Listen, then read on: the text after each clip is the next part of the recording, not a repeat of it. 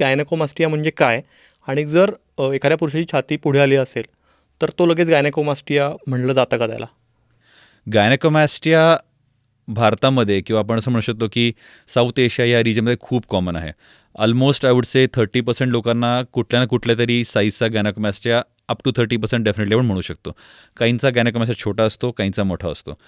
या शब्दाचा सिम्पल अर्थ असा आहे की माणसांमध्ये छातीची साईज वाढलेली दिसणे, ब्रेस्टची साईज वाढलेली दिसणे, ह्याला गायनेकोमॅस्टिया म्हणतो आपण. ते पेनफुल असेल किंवा पेनलेस असेल किंवा त्याच्यामध्ये त्यांना दुसरा काही त्रास नसेल, फक्त साईज वाढलेला असेल, ह्याला आपण गायनेकोमॅस्टिया म्हणतो. बस. आता तुम्ही असं म्हटलं की प्रत्येक माणसाला ज्याची साईज थोडी वाढली आहे छातीची गायनेकोमॅस्टिया आहे का?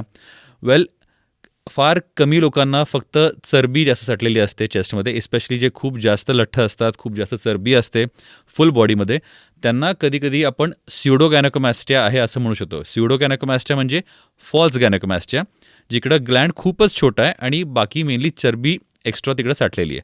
पण माझ्या प्रॅक्टिसमध्ये आत्तापर्यंत स्युडो गायनेकोमॅस्टियाचं प्रमाण खूप कमी आहे. जनरली जेव्हा छाती थोडी साईज वाढलेली असते त्याच्यामध्ये ग्लँड किंवा ग्रंथी जी असते त्याचा कंपोनंट हमखास असतो. सो ट्रीटमेंट त्याप्रमाणे आपल्याला टेलरमेड करायला लागते.